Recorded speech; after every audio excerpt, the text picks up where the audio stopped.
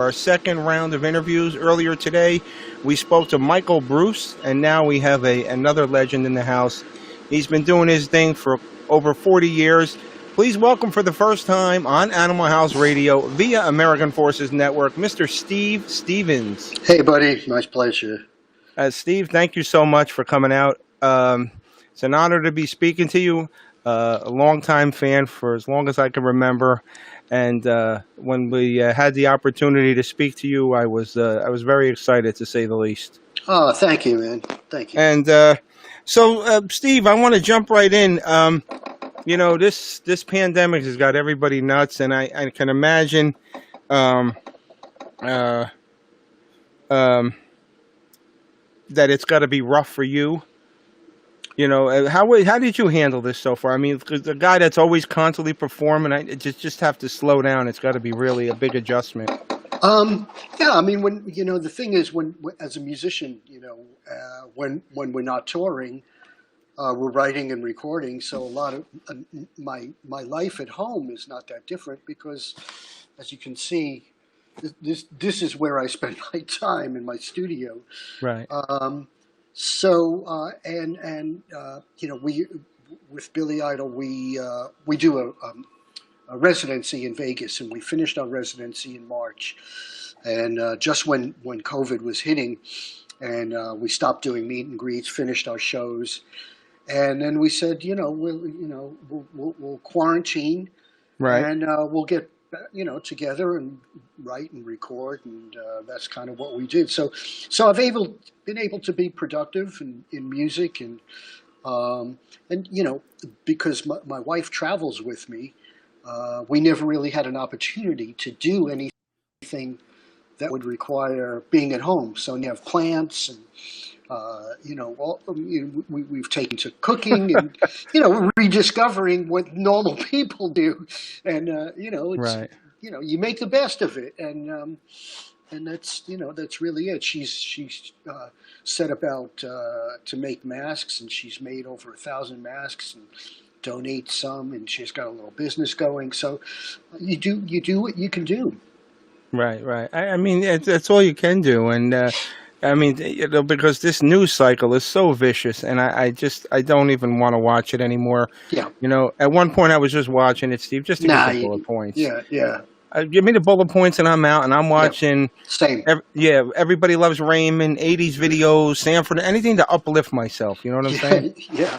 I've become a huge MMA fan, which I never thought would happen, but that's interesting. Yeah, I became fascinated with him, and they're actually able to continue the bouts and matches every Saturday on ESPN Plus. There's matches and stuff, so I've kind of gotten the MMA bug.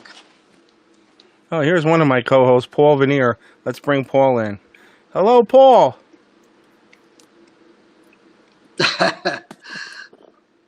You had it right the first time. You're good. Can you hear me, Paul? Where am I? I hear you. There we are. Can you hear me?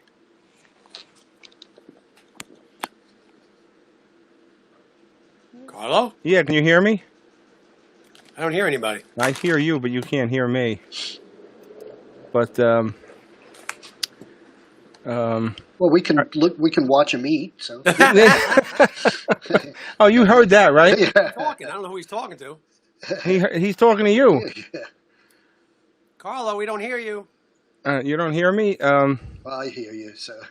All right. How you doing anyway? Is everything good? Good to see you. You too. Yeah. This is Steve. I want to introduce you to Paul Veneer. Paul Veneer is a tremendous musician. He started out that way, and then he morphed into comedy. So okay, gotcha. Yeah. So Steve, let's I want to start. You're doing something really cool on October 11th. You got a master class going on at the Rock and Roll Fantasy Camp. Yeah, this has been. I've done Rock and Roll Fantasy Camp in person before, but they've ingeniously been able to do these online Zoom lessons. It's usually about 25 students.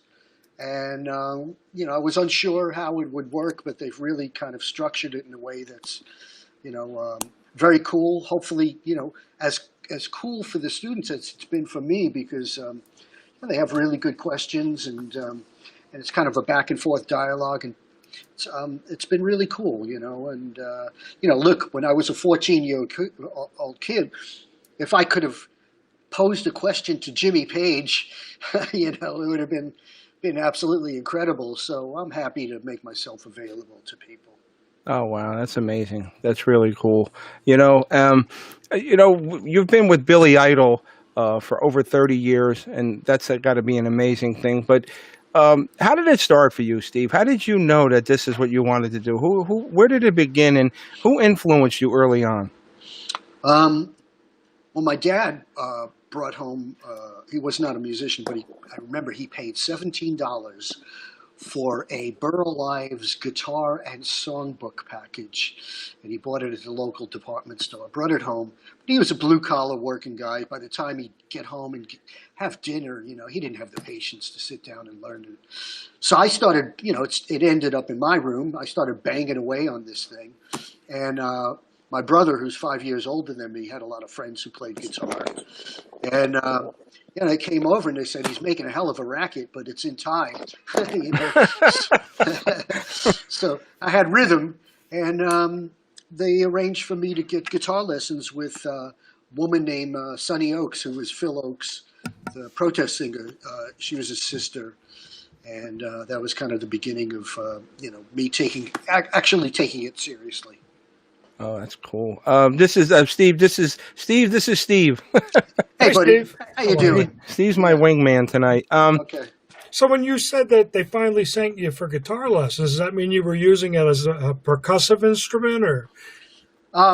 No, I mean, I was kind of, just emulating what I think one of the first things I kind of, the Stones, What's brilliant about Keith Richards, because he's one of those guys that makes you want to pick up and learn a guitar. You kind of go, I think I could do that, as opposed to hearing some virtuoso and going, I'll never do that, So, the Beatles and the Stones were learning their tunes was, relatively easy. And I grew up in Rockaway, in Far Rockaway, and every weekend, everyone would take their guitars, their acoustic guitars, down to the beach.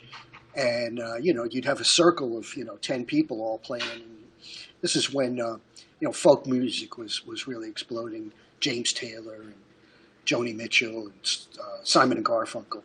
So, I just kind of I just wanted to hang out with my brother and his friends, Figured that's a way to do it.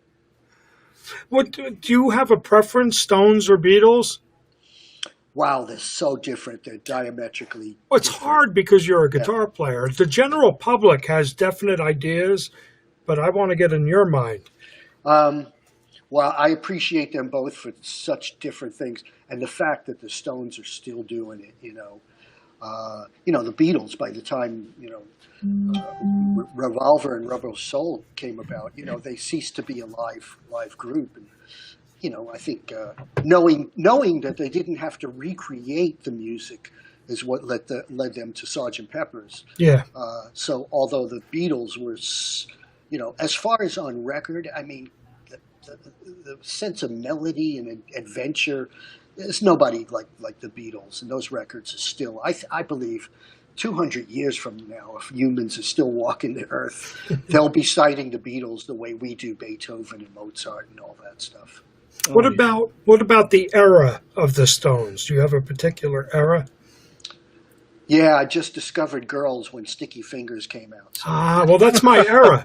That's my era, because Yeah. everything that every album that they did from 69 to 73, Yeah. that whole stretch there. Yeah. Let It Bleed, Yeah. I think Mick Taylor. Mick Taylor on guitar. I think, Yeah. and Keith seamlessly went from lead to rhythm, Yeah. and then Mick left. He went back to lead. Right, yeah, things like Can't You Hear Me Knockin' and all that. And the very first record producer I ever worked with was Jimmy Miller, who produced those records. And I mean, absolutely the epitome of a rock and roll record. You know. Yeah. Absolutely. You know, I was listening, even though I wasn't here trying to sign in. But, you know, I hope I'm not bringing this whole conversation down. What about this losing Eddie yesterday, Eddie Van Halen? Yeah, I mean, I texted my buddy Steve Lukather, who was very close with Ed, and I got to know Ed and spent some time with him. Actually, when I was with Vince Neil, we supported Van Halen on the road, and Lukather would come out. And I texted Steve, and I said, "Today the world feels a little different without Ed in it." The last time I saw him was in Australia. We were on a show together, and you know, it's no mystery that the world is reacting the way. I was a little kid, but I do remember when Jimi Hendrix passed away, and it was when you have a giant of the instrument. For us guitar players, you know, there's a lot of great guitar players out there, but there's only one Hendrix and one Eddie Van Halen. And, Oh yeah, yeah. you know, it's a huge loss. But you know, man, kids will be learning those Van Halen licks, you know, till we're all dead and gone. They'll still be learning them. My thing with Eddie was, I mean, obviously an innovative guitar player, but if you strip the guitar off of those songs, those were great pop songs. He wrote great songs. Yeah. You know, it's amazing because you think, well, Ed never did a solo record. He never had the desire to do a record where it was just shred guitar or anything, because he grew up in the era of Cream, and you know, like myself, we're not too far apart in age. And Cream and Zeppelin and Sabbath, and those were our blueprints, and it was always about bands. It wasn't about wasn't about, you know, a 40-minute record of just shred guitar. Yeah. Well, you know, Steve Lukather, him and I don't know if the audience knows, but him and Eddie Van Halen were both on Beat It. That's right. Exactly. Yeah. I didn't know that. But for those of us just joining us, my wingman tonight is Steve "Killer" Keller, and we're speaking with Grammy Award-winning guitarist, writer, and composer Steve Stevens, who worked with Billy Idol and Michael Jackson, Eddie Van Halen, and phenomenal talent. And he's taken some time out of his schedule today to be with us. And I, as a big fan of the '80s, growing up, the soundtrack of my life, I'm so excited to have him on. So, Steve, I wanted to jump in. I saw that you did I know you've been doing a lot of interviews lately, and you commented on the Exposed album with Vince Neil, and I thought it was kind of interesting because you said that more people appreciate it now than when it first came out, and that sort of made sense to me because when I go to concerts now, you're seeing 6 generations of people in the audience as opposed to when the bands are first coming out and there's only one generation. There's people, 12-year-olds that are listening to this music now.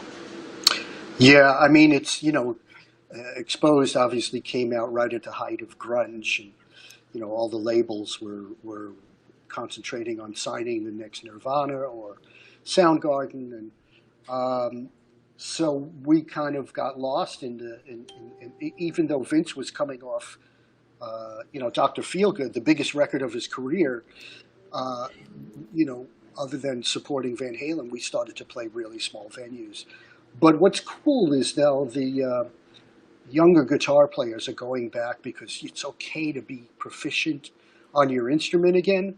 Whereas there was a lot of guitar players in the 90s there were guys that I knew could play well, and they were purposely dumbing down, you know, to kind of get record deals and fit in with what radio was playing. But there's none of that happening now. It's kids wanting to be good on their instruments, so they're discovering some of these records that maybe kind of that fell by the wayside, that, you know, feature, you know, hopefully good guitar playing. You remember that Exposed album that sold on day of release? That was me that picked it up. All right. Yeah. Well, let me tell you something. I liked Exposed. If I had to pick a favorite song on the track, was probably "Sister of Pain," which was Yeah. probably the more commercially played song. But my only problem was that I think that the people were still going to have Motley on the brain and not see Vince for his talent. You know what I'm saying? It's hard to separate, and I think that was probably the biggest problem with that record. Yeah, and alternatively, Motley with John Corabi made a brilliant record, Yeah. and also couldn't really get arrested. I mean, playing half filled arenas and stuff with one of their most adventurous records, and so it's just it was just a strange time for established rock acts. Well, Steve, even look at Deep Purple now. It's like Steve Morse is the new guy, but he's been there for 25 years or something. Right. Yeah. And people are still calling for Richie. It's like, come on. Right. You know? Yeah. Is he still on probation? Yeah. I want to make mention of Steve is doing a really cool thing on October 11th. It's going to be an online rock and roll fantasy camp. He's going to be conducting a master class, and if you want to learn from one of the legends, and this is your opportunity, we will post a link. Actually, I can post it now. I think I have a shot of it. If you want to sign up for this class, you can There's two types of tickets. There's non-interactive and interactive, right, Steve? Yeah, I mean, it's I believe for $25 you can log on and just watch the festivities, and the ticket prices go up from there. That you can actually interact with me, ask questions. It was cool because I really, on the first one that I did, I involved people, because I could see them, and I could. A couple of people who were in really nice studios with nice gear, and I said, "Hey, show us what you got," So it's great. There's a good dialogue that happens. Well, the timing couldn't be more perfect because everybody's stuck home, and you get a chance to do something good and interact with people, pick up new fans, and show your craft to the world. And it's really crazy because I got to imagine for you, how you're constantly on the road performing and doing album after album, performing with Billy Idol.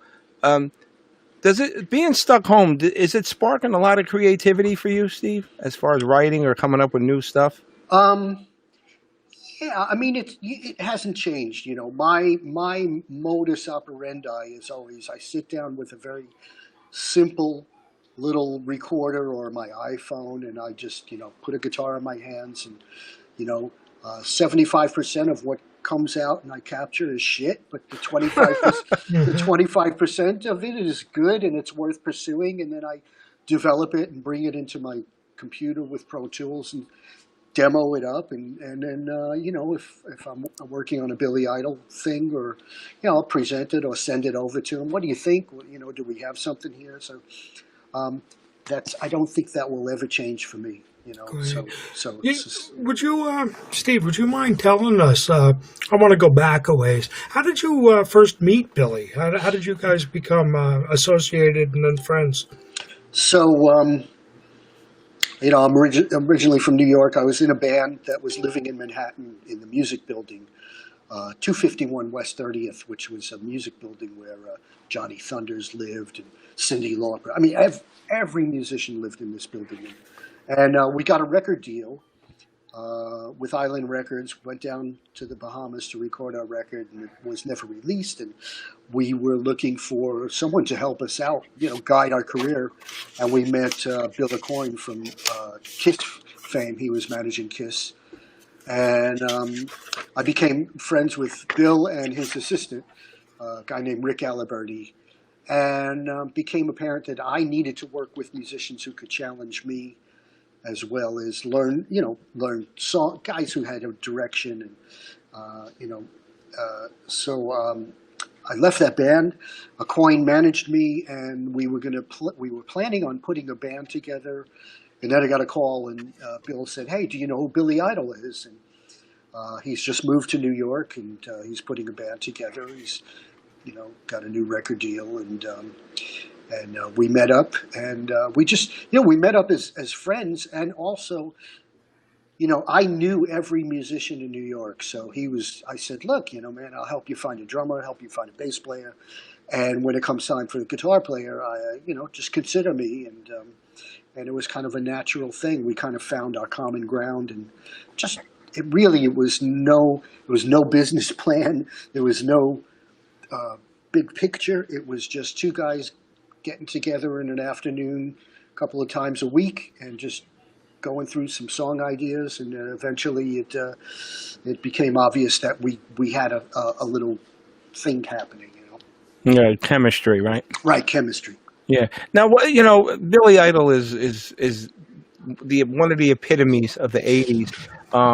It's a talented man through and through. What is it like working with him, though? Is he? I mean, is it just having fun, or is he like all business? Or give me a little insight into. Not all business, which I'm not either. We never discuss business, really. We really don't. It's all about music, what we're listening to at the time. We're always sending each other new music. He loves reggae, and I'll always look for a new reggae remix or something, or compilation, and send it over to him. And a lot of it is, he loves the Beatles as well, and the Stones, Right. And we draw on those inspirations a lot. It's never changed for us. It's just two guys in a room, and then fortunately we've been really blessed with working with great producers who become like the third member or fifth member of the band or whatever, and that's how you're able to evolve, is by working with some new people. Yeah, and you're actually working on some new material now with Billy Idol with Sam Hollander, right? Yeah, and Butch Walker is producing. So, Butch is another, not too dissimilar from a lot of guys who maybe grew up in the '80s and appreciated Billy Idol, but also have a current career, have very current sounding records that they do. It's been really good. It's been really, really good experience. We just had something come in over the wire. It's actually breaking news right now.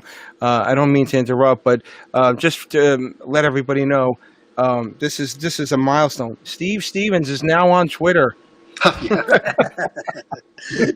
Hell froze over. He's on Twitter. Thank God, right? Yeah. You're a little late getting to the party, Steve. What's going on? Yeah, well, my wife is really active on social media, and I always figured anything I'm doing, she's going to post it. People are going to know about it. Instagram, I was pretty active on. Facebook.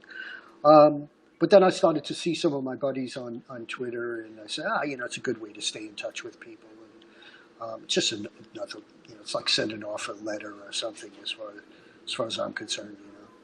Yeah, I don't get involved in all there's a lot of shit slinging and stuff on there, and I got no desire for Nah, that. keep it light. Keep it light. Exactly. And I do owe you an apology, Steve, because for years, I don't know why, maybe because he had actually done a song on the soundtrack. For those of you who don't know, Steve was the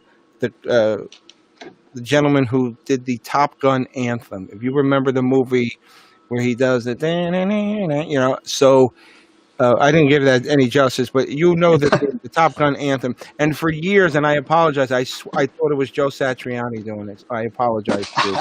Yeah. But how did that all come about? It's this great example of what I tell people: never say no to something. Harold Faltermeyer, who wrote the score, was actually the keyboard player for the third Billy Idol record, Whiplash Smile.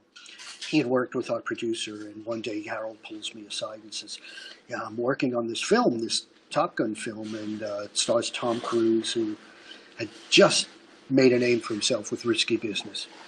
So he said, "Well, I've got this theme. I'd love for you to play on it." And, so I remember it was a Saturday. We finished up on the Billy Idol session at about 10 p.m. Then Harold puts this is the days of tape, puts the tape on the multi-track. And I think the whole session took about 2 hours. The melody was already written, so I played the melody, and then I kind of wrote out what I felt the guitar solo should be, this kind of victorious you know, kind of guitar, just like this very victorious kind of guitar solo thing. And then I kind of forgot about it because, next day we're back in doing Billy Idol stuff. And then Harold, I was living in New York. Harold said, "Oh, you want to go to the premiere for the movie? What movie? Top Gun." "Oh, yeah, okay." Go to the premiere. It's at the Ziegfeld Theater. It's like this big deal. And then obviously the soundtrack with Take My Breath Away and Mighty Wings and The Danger Zone, became a big thing. And then we got nominated for a Grammy and we won, which I never thought would happen. But Harold is, he's such a positive thinker that he's like, "We're going to win that fucking thing," And I'm like, what are you kidding? We're not going to win. Yeah, but see, we did. that, and what it amazes me, and I didn't know this, that, I mean, you did the Top Gun anthem, but then you went on to do a slew of movies. Not that many people maybe think I did, but I didn't really. A lot of the stuff that I did was licensed for movies. A perfect example is a track called Pistolero, which I did with this techno band, Juno Reactor. But it ended up being licensed for Once Upon a Time in America, Robert Rodriguez, and I did some stuff for a Stallone film. But I'm not I'm not a session musician per se, and I'm not a film scorer. But a lot of stuff that I've done has been licensed. Right. And then another interesting fact that I like that I didn't, and I understand why. But a lot of people, a lot of artists, and varied genres cover a lot of Billy stuff. And I didn't realize that. Like Miley Cyrus, I wouldn't expect that. You know what I'm saying? Oh, she's such an '80s fan. She's a real '80s nut. I think actually Billy and her have done a duet together on her new record. So yeah, she's really cool, man. I actually performed Rebel Yell with her dad. So Oh wow! I'm closer with the dad than I am with Miley. But yeah, we did. I got a call from Gibson. They were launching a guitar, and they said, "Hey, would you do Rebel Yell with Billy Ray Cyrus?" Absolutely. Oh wow! Yeah, I'm sorry, Steve. You had a question? No, I'm just enjoying the stories. Yeah. Where did you land, Steve? Are you in Los Angeles these days? Or are you still on 30th Street? No, I've been in LA about 26 years now. Yeah. Yeah. That's where you got to be. Yeah.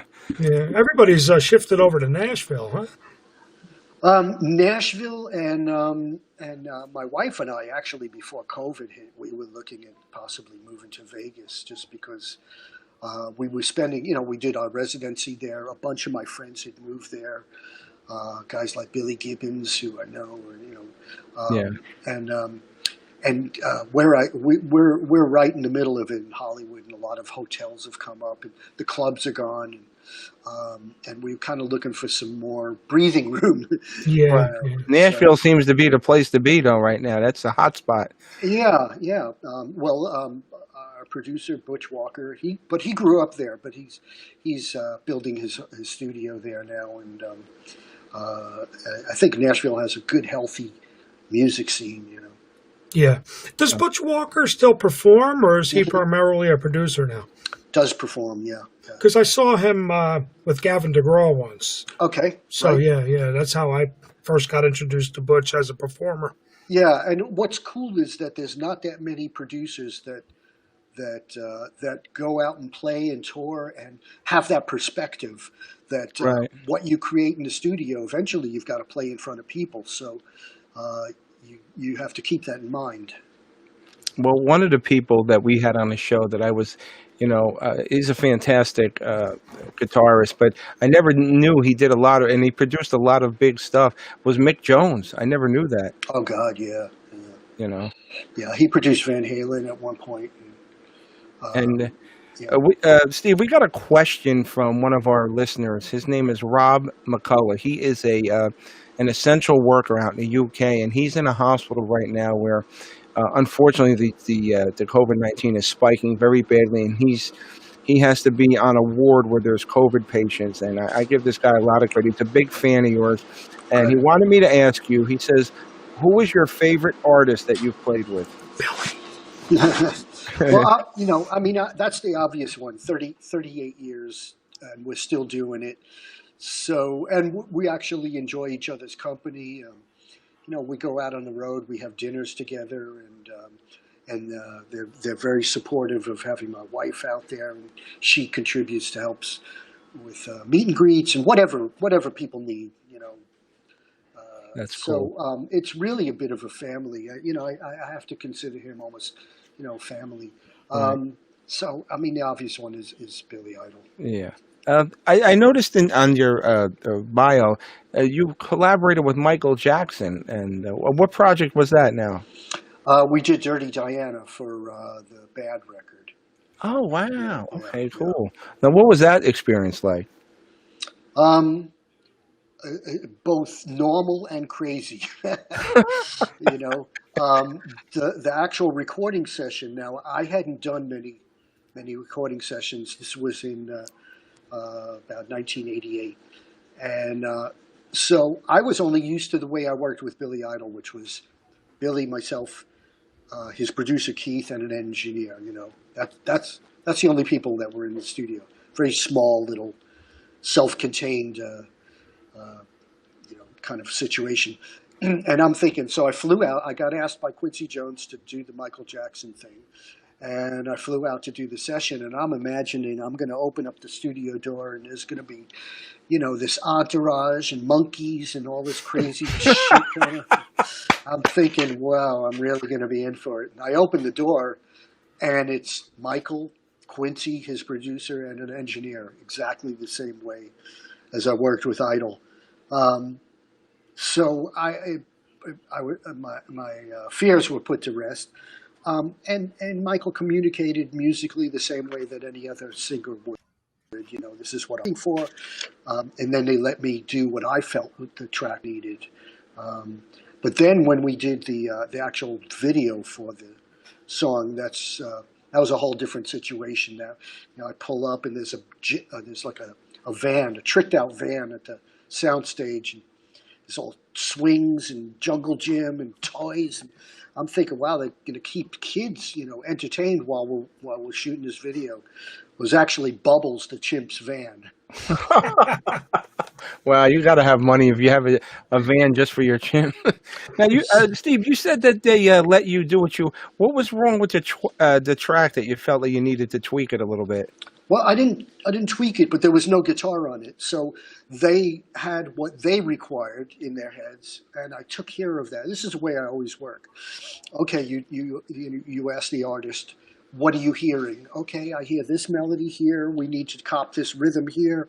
Let's take care of all that stuff. Okay, after I've taken care of everything they want, then I give them what I feel I would do on it, my own instincts and my techniques and how I interpret it, and then it's up to them whether to use it or not. And 9 times out of 10, it's my instincts are pretty good because I'm a song guy. I'm not there to find a vehicle for my guitar shredding or something. I'm there to move the song forward and to help tell the story. And if there's a guitar solo, it's got to be something that complements the song rather than something that suddenly goes left field and you go, well, that's a really great technique, but so what? It's got to move the song. Yeah, I couldn't agree more. This is what I'm not too well versed on. Any of the earlier stuff or any of the Billy Idol music, did you actually write any of the songs yourself, or was it a collaboration, or one person did it, or? It was a collaboration, yeah. I mean, I co-wrote, all the hits, Eyes Without Face, Flesh of Fantasy, Rebel Yell.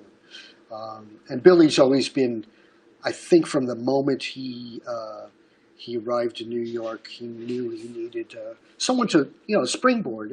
And he had that in his previous band, Generation X, with the bass player, Tony James. But in our case, it was me as a guitarist. So, and that relationship between the singer and guitar player goes back to Elvis Oh yeah, yeah, You know, yeah. it's a dynamic duo thing that Oh, it you know. works. Yeah, 38 years. Yeah, exactly. Well, what was the writing process? Did you have did you guys just get in the studio and just start working out stuff, or was it a specific thing you did, as far when you wrote music? Um, Most of the time, it's two guys sitting around with acoustic guitars. Because if you can make a song work on an acoustic guitar, you got something.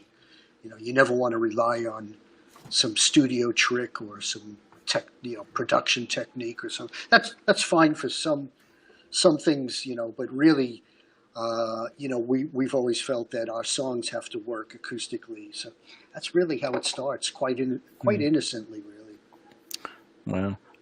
Steve, can you give us a little bit more about what on the 11th, what they can expect if people want to sign up for the fantasy camp masterclass?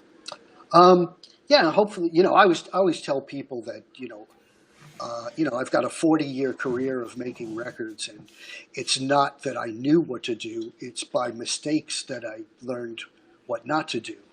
So I try and pass off that knowledge. There's a lot of players out there who don't quite know how to get a good guitar sound or how to work with a singer or a band.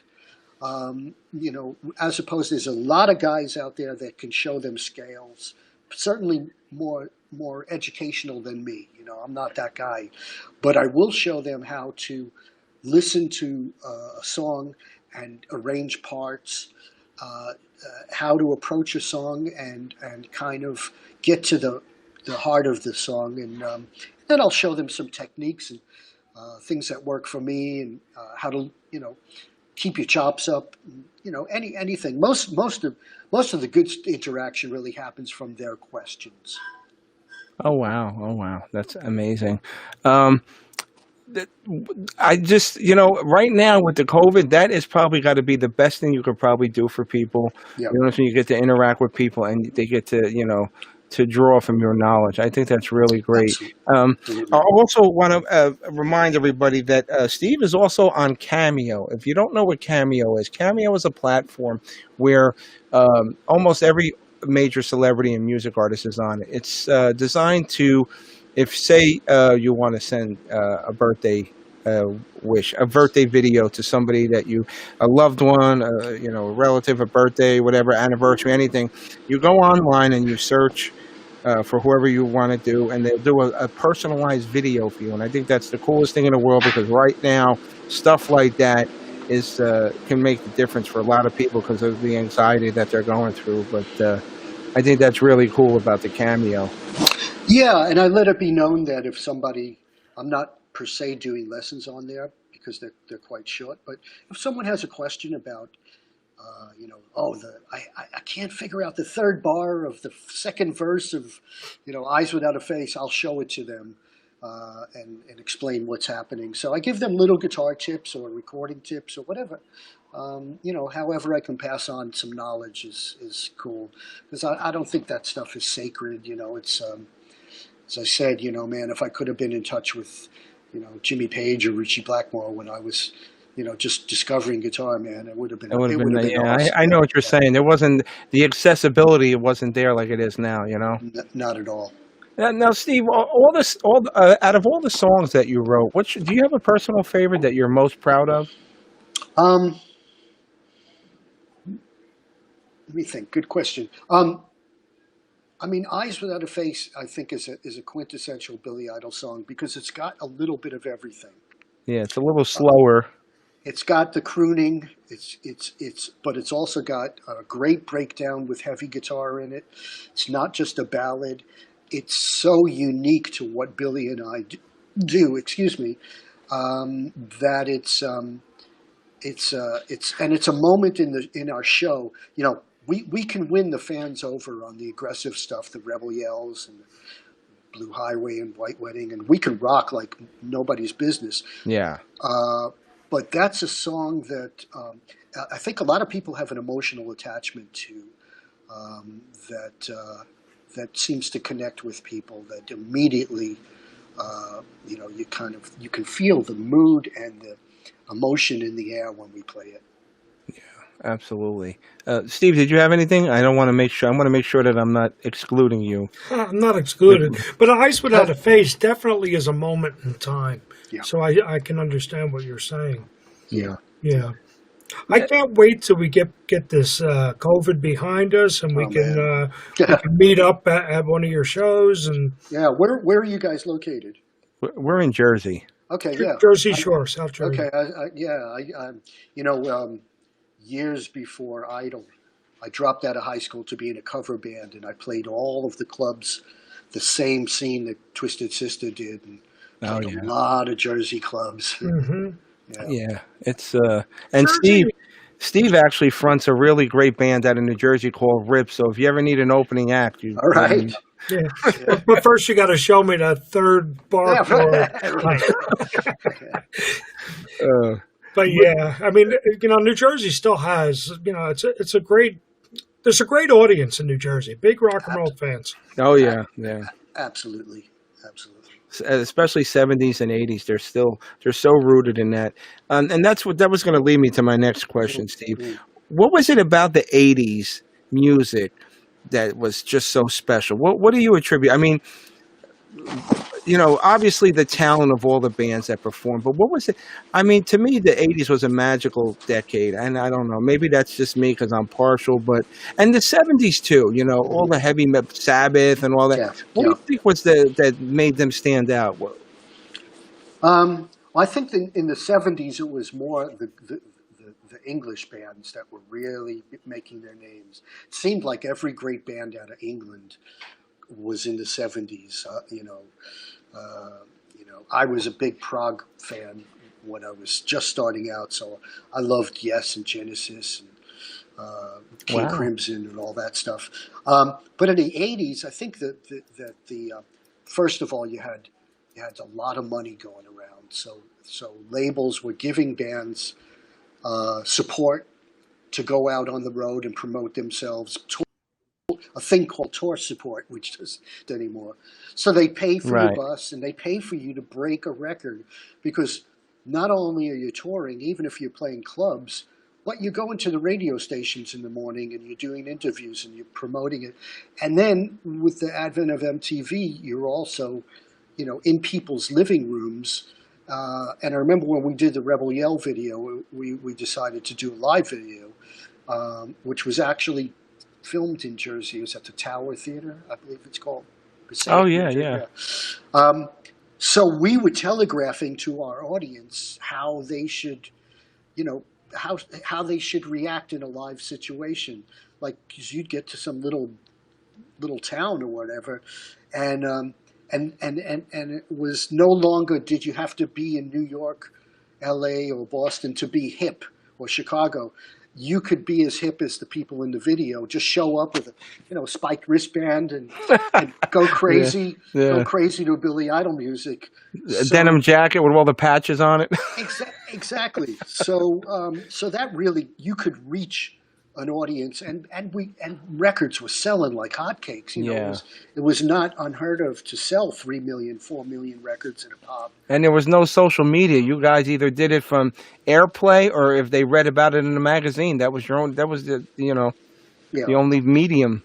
But the only thing I will say is that when you came to town, it was like for me when the Who came to town or something, I'd go see them, and it was almost like aliens came, because you didn't know, that was your only way to see them, and there was such mystery about their lives. You could only read it in a magazine, maybe. Right.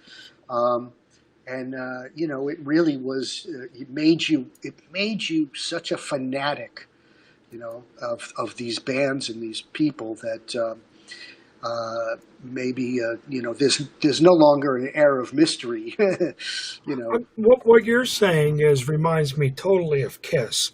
I mean, it was an event, and their identities were hidden. You had to wait Exactly. for the next issue of Cream. That's right. That's right. And it was cool. It was cool. And another thing was when you got that record, when it was on vinyl, on a gatefold sleeve or something, as soon as you got it, you'd call your mates and, I just got the new so-and-so record, Zeppelin record or Rainbow or whatever it was, and you'd put that record on and it was a shared experience. You'd pass the cover around. And you know, it was Yeah, good to roll a joint on, and Well, that double R Gonzo, Kiss Yeah. Alive, yeah. right, exactly. Sabbath, Yeah. We Sold Our Souls, yeah. And you'd hear it, and I remember, you know, you'd be like, you'd come to a part, like an incredible guitar part or a drum fill. Go, wait a minute, and you pick the needle up, and did you catch that? You know, yeah. You know what I did that with? Mean Street from Yeah. Fair Warning. Yeah. When I brought that record home on day of release, like I did with Vince Neil Exposed, I couldn't get past the first song. I kept going back to the intro. Yeah. It was like, wow. Yeah, Well- that's my favorite Van Halen record. It is a great, oh my God. Yeah. See, and I love that feeling because going to the record store was a big deal. Yeah, it was. Especially if you knew something was coming out. And I remember going to one of the first albums I bought was Blue Oyster Cult Ages of Fortunes, but then Yeah. AC/DC Highway to Hell. And Steve, when I tell you I picked it up, and you know when you're looking at something and it's like almost holy, and you hear the music in the background, like in Wayne's World when he looked at the guitar, that rare guitar that was it was in the store, and it was like, and you cherished it. And you know what? You got tremendous artwork. You know, they put effort into it, and the music, and I think. And I think that's one of the things from the 70s and 80s that stood out. And not to take away anything from these newer artists, but I think they're just putting stuff out to put out. In the 80s and 70s, you had passion in the songs. You had feeling, you know. And I don't think it's there, but I don't think it's like it was. Yeah, I mean it's. You know, there's still good stuff, but I think a lot of, because of the nature of there's not the financial, there's not the money to do the records that way. Look, you know, Rebel Yell it cost, we had a lockout over at Electric Lady Studios. We were in that place for 8 months. That's a lot of money. You know, we didn't realize it was our money, but you know, if you can't come out with a masterpiece after 8 months at Electric Lady Studios, you better reevaluate what you're doing. But you had the label to support. You had an A&R guy who, you know, helped you. And it was, you know, they weren't so quick to, like, if you stumbled upon, or you were stumbling on a part, they couldn't control you by just having outside writers. And you know, the artists were the outside, right? You know, we were our own thing. So, you know, it was quite a different situation. Yeah, and I thought it was kind of strange when everybody was like getting Diane Warren to collaborate with or something. You know, she's actually an exception because she actually will. She's a fan of these people. When she writes, let's say, you know, something for, you know, Don't Want to Miss a Thing or something, she's writing that for Steven Tyler. Mm-hmm. A lot of these writers are just knocking out these songs and sending them to their publisher, who's shopping them like in a grocery store or something. And maybe Britney passed on the song, but somebody else will pick it up as, you know, and that doesn't work for rock and roll.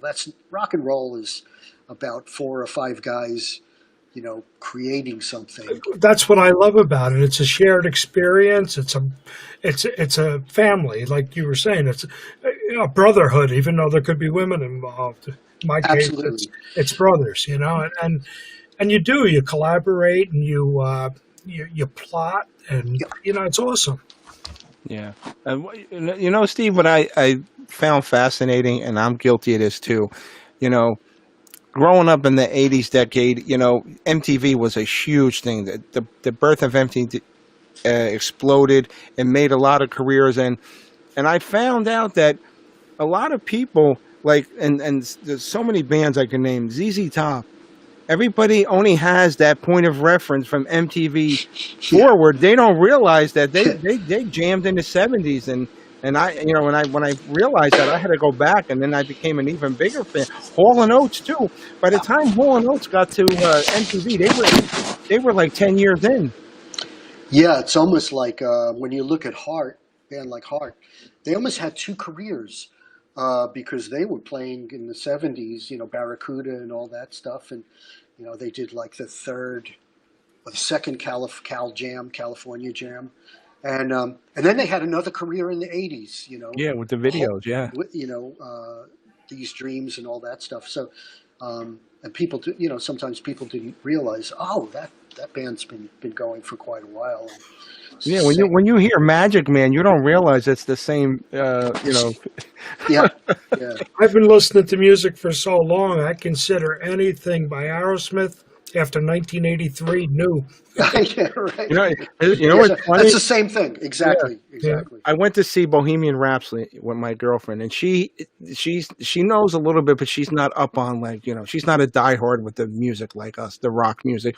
So we're watching Bohemian Rhapsody, and there's this scene where they play "Crazy Little Thing Called Love," and she's like, "Oh my God, that's Queen!" All these years of hearing that song, she never knew it was Queen. Like, she was so shocked by that. Right. Yeah. Yeah. Because Queen, I mean, they were really. I think they started in 1970. Yeah. I remember buying that first Queen record, and it was, that's still my favorite record, to Keep Yourself Alive and all that stuff. Oh yeah. That's definitely a classic. I actually just I was at a local record store. It's called the Vinyl Dinosaur, and I found News of the World, so that was pretty cool. So yeah. But Steve, I cannot thank you enough. My pleasure, man. And I want you to know that you have an open door anytime you want to come on. I know that you're dying to get back out on the road, and if you guys get to the New Jersey or New York, let us know. We want to come out and say hi. Absolutely. And just a reminder, October 11th, Rock and Roll Fantasy Camp Masterclass by Steve Stevens. There's two options. You could buy a ticket to participate, and you get to interact with him and ask questions, or you could just buy a ticket and watch the show. Also, check out Steve Stevens on Cameo, and he also has his own website. It's called stevestevensguitar.com. Yeah. And I want to I just wanted to end with this, Steve, and the show goes out to all our servicemen and women across the Awesome. And I just want you to know that we always get comments and emails when we have legendary people on like you. And I know you're humble, but you are a legendary performer. They always tell me to stress the importance that, when you have these men and women who are in forward areas and the bottom can drop out at any minute, they don't have as much free time. They're very limited on what they could see, especially if you're over in the Middle East or some kind of,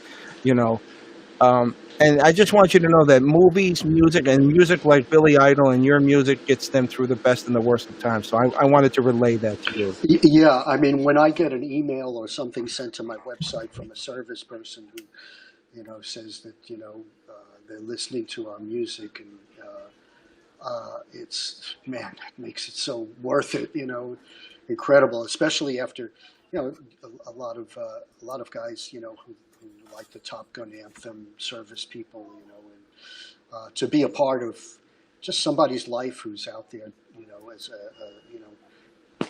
keeping us free, man. It's incredible. Absolutely. And Steve, before you go, would you do me one small favor? Sure. Would you do a station liner for us? Yeah. What do you want? You're just basically going to introduce yourself and say you're listening to Animal House Radio. Okay. Hey, this is Steve Stevens, and you're listening to Animal House Radio Live. There you go. One take. Look at that. I told you, Steve. See, you said it was going to take him at least 3. I said no such thing. Steve, God bless. Stay safe. And I want to send a special shout out to Kent Sorrell for making this happen. Kent, thank you so much. Right. And check out his website, Steve Stevens Guitar. Rock and Roll Fantasy Camp Masterclass, October 11th. Get your ticket now. If you don't, you're a communist. That's all I got to say. But we're looking forward to the news. Do you any tentative dates of when the new music will be out? Or don't know right now. We're just finishing up, so we just have to figure out when is the right time. Yeah, make sure we get it so we can program it. Hell yeah. Absolutely. It'll go right into rotation. You got it.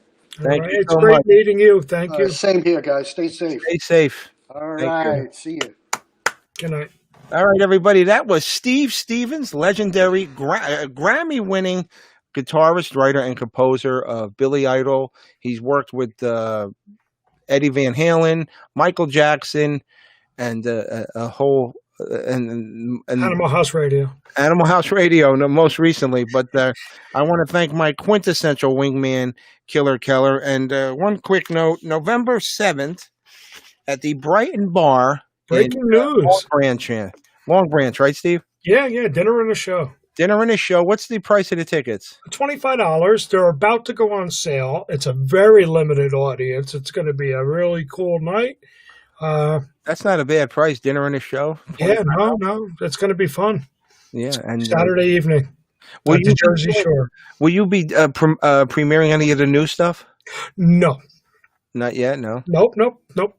Okay. Well, that's not right to do to us. We need to. No, this is basically we're putting a period, and in the new year we're going to have a new album out, like early in the new year. February-ish. Yeah, maybe even before that. But we're going into the studio this weekend to do some overdubs and start wrapping it up. So Well, I want to thank you as always for coming on and hanging with me. And Steve is an integral part of Animal House Radio. He is our rock music correspondent. I feel bad. I came in and I knocked Paul Veneer right off the screen. What happened? No, what happened is that for some reason it wasn't letting me bring him in. He would hear everybody but me. Oh, that can't happen. I don't know. There was no way I could control that, and I didn't want to. And it's funny because he came on and he was chewing. Oh no, I was actually listening. I was signing on here, but I had my phone here, so I was a part of the show. I just wasn't here. Yeah. So tomorrow we have 3 interviews. What? And then back to back to back. And as always, you're welcome to participate. And we're going to take Animal House Radio. The show will take a brief hiatus for maybe a week and a half or 2 weeks. And so that gives you guys time who haven't really watched the show to catch up on past episodes and get the likes up and keep sharing our stuff. But tomorrow, 7 o'clock. Ace Frehley. Yeah, I wish. I'm waiting for and that. And then Gene Simmons and then Paul Stanley. Why don't we ever ask for Pete? Nobody asks for Pete.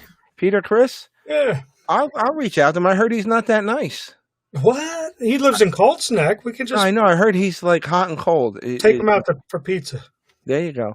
But tomorrow night, 7 o'clock, Rich Little back again, legendary comic. And at 8 o'clock, actor Bill Smitrovich. You may remember him from Crime Story, Independence Day, and a bunch of other cool films. And then 9 o'clock, topping it off will be Perry Gilpin from Frasier, who played the sexy and lovable Roz Doyle, his producer. She's going to be joining us at 9 p.m. Are all 3 of them going to be Rich Little? Are they going to all be Rich Little? Yeah, is he going to assume their character? Or? No, these are 3 separate individuals. Do you think Rich Little can become Ace Frehley, Gene Simmons, and Paul Stanley? I don't even think he knows who they are. No, what? He he doesn't buy Circus Magazine? He's pretty much at the golden era he could do. Oh, I know all about him. I know. Yeah, so he's the biggest man, I know. Well, we could put it to him and see what he could do, Well, I think I don't know, man. Has he done anything since Nixon? I don't know. I think he does Trump or somebody, I think he does Biden. Oh, really? I think he does a Biden, yeah. The last time I talked to him. So you're welcome to sit in on that one if you want. So tomorrow night, 7 o'clock, Rich Little, 8 o'clock, Bill Smitrovich, and 9 o'clock, Perry Gilpin. And then we're taking a little break because I'm exhausted. And if anything comes up major that we're going to schedule that comes in, when Steve Keller is going to run, he's going to quarterback the interview. So absolutely, we're going to be fine. Yeah. So as always, if you have any new music you want to send, we're specifically rock, but we'll listen. We're objective to any. Oh, absolutely, anything interesting, anything good. Yeah. So send it to Vincent Terranova at animalhouseradionetwork@gmail.com.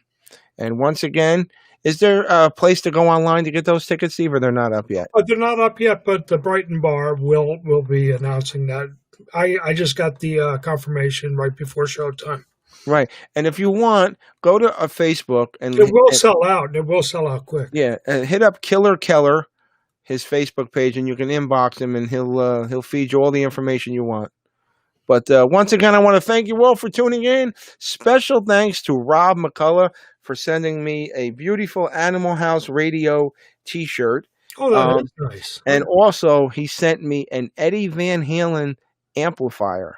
What? They A little mini micro stack. He mailed it about a week ago, and I'm like, don't you feel bad that you mailed it? It's fault.